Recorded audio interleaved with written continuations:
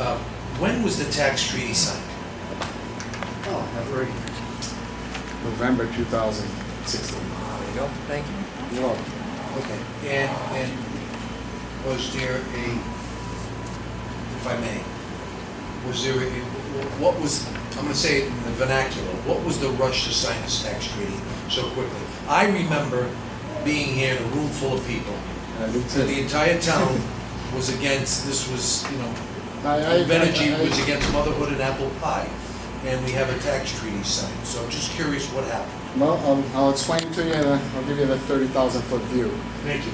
When the power plant was announced, because the council either appoints or hires members of the zoning, planning, tax department, and building department, we tried and did remain neutral during this process until those advisory opinions were submitted back in August, maybe? And then the council came out with a statement against the power plant. The tax treaty, knowing that we were going to have to fight the way we're fighting now, it was important that we have this tax treaty done because it included prepayments which totaled $1,150,000, not 1.5, that the Venergy would have to pay the town whether or not the plant was built. So that was the money that we were going to use as a council to fight this power plant. So we approved, we voted. Can I just ask that? So you accepted the money from Invenergy so you could fight Invenergy? Absolutely. Absolutely. So consequently, we actually did negotiate. It took a better part of a year to negotiate the tax treaty we came out with. If you look it up, I can send it to you. It's a strong document. Mr. ecoRI helped us do that. It's very beneficial to the town. I hope we never have to use it.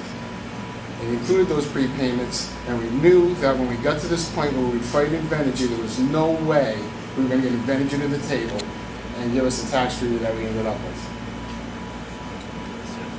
I'm sorry, Mike, has this ever happened before?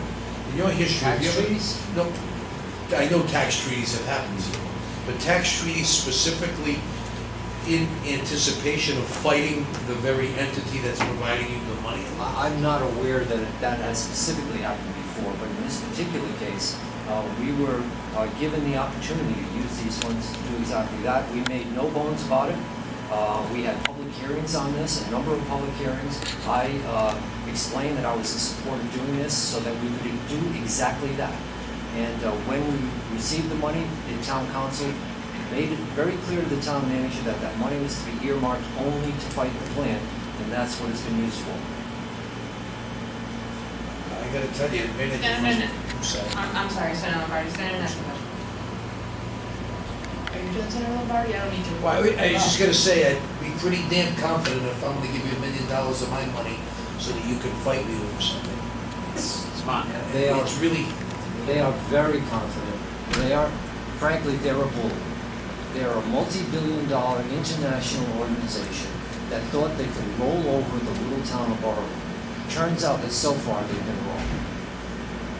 Senator Nash, Just to be clear, so did Invenergy know when signing this tax treaty that would give the town some money even before the siting board ever made a decision that you would use that to fight them? Yes, we never hid that. That's kind of ingenious to me. We thought so. go ahead, you can continue. Okay. So I apologize. Senator Archibald has a question. Oh, I'm sorry. Let's just go back for a second, and maybe this is more talk statement than a question. I think I know what you're going to say. Why would Humanity give you the money to fight? This has been asked, but I want to ask it my way. I want to hear what your response is. Well, you'd have to ask them. I can't speak for them. I don't know. It was part of the deal we negotiated with these prepayments. Well, if you think about it, right, they need the treaty, right? Not necessarily. Why wouldn't they need the treaty? They need the treaty. Not necessarily. We have Senate Bill 714 that They need the treaty. You can move on. That's the point I want to make. They need the treaty. Go ahead. Senator Lombardi. I'm sorry, and I don't mean to, but I've just been grouchy all day. They do need the treaty because 714 would expose them to full tax. At least, and I respect Mike, I've known Mike a long time, and I read, the lady that said we're blinded sometimes, I'm not blinded, I read everything, and I actually highlight what you say and everything. And this treaty is necessary because if there is an entity that can be taxed, according to Mike's opinion, it's clearly going to be Invenergy. It may not be Ocean State because of the time frame when they bought the property. Is that a fair assessment? Yes. Okay, so a treaty is absolutely necessary. I agree with Senator Archibald 100%. The treaty is absolutely necessary for the good of Invenergy as opposed to paying the entire tax that they would pay. the I would town agree with that also. Okay, That's Senate Bill 714. It had its nexus. When I was elected to council in 2012, we were stuck in litigation with Ocean State Power concerning just that. The pilot had run out, and we value the plant. They fight it, and we did that for 3, maybe 4 years. For almost 5 years. It was very expensive for the town. It was very frustrating. So we've asked for this legislation. It's our second year now. We'd like to see that loophole closed, just to protect us. And I agree that we needed a tax treaty. However, today, for us to try and get that tax treaty, it would be difficult. Let me interrupt you for a minute. I think everybody in the room, all the residents, really, and Senator Foley doesn't even praise him because he's an incredibly humble guy, but he's been lobbying for the town on this issue like nobody's business. If anybody needs some praise, it's the guy sitting stalwartly on the side. That needs to be pointed out. He's so humble he won't say it himself. That's why I'm here. I'm backing him up. Okay. So yeah, 714 is very important to the town of Burwell. We'd like to see that pass if we could. I just want to comment real quick on Senate Bill 756. During Elmer did a nice job explaining that. But I don't believe, other than maybe Mr. Malcoy and Mr. Elmer, anybody has seen or been through as much testimony as I have concerning this subject. And I just saw today an email from the Rhode Island Department of Environmental Management that their supplementary advisory opinions that the siting board asked them for, they are going to be late, if they can even supply them, because the information they're asking Invenergy for from March and April, they haven't gotten yet. So this legislation would just essentially make the applicant supply the information timely and correctly and accurately. That's all this would do. Because right now we have all insufficient advisory opinions, all 12 of them. Now, as far as Senate Bill 769, we're not asking this to be retroactive to Invenergy in this process. This process is already in motion. We would never think to do that as a council.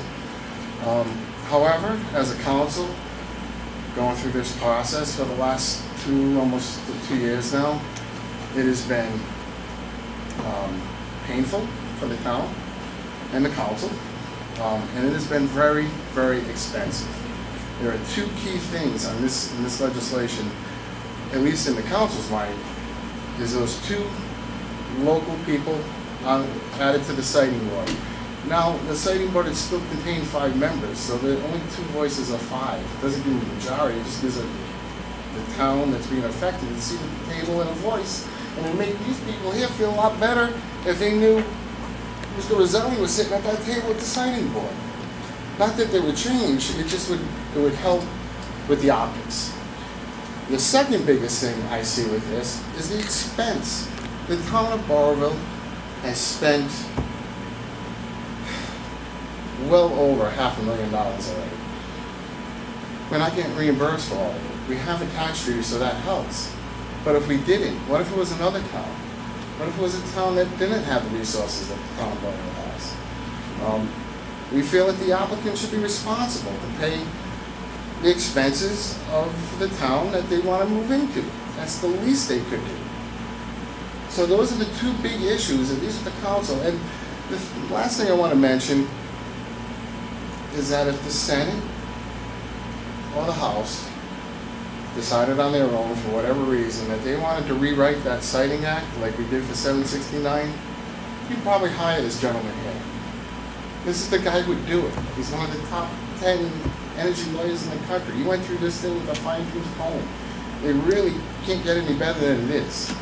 Any lawyer that can get, any lawyer that can get you money so that you can fight your opponent has done a pretty darn good job. This But gentleman I has will done tell a you, great job. I will tell you about 3 o'clock tomorrow morning, I'm gonna wake up and I'm gonna just shake my head because I'm completely at a loss to explain all this. Mr. McElroy, good evening, and welcome. Thank you, Madam Chair. As you said, my name is Mike McElroy. I'm special counsel to the town of Burrville. First, I'd like to testify about 714, and then I would like to testify about 769. Regarding 714, obviously, the town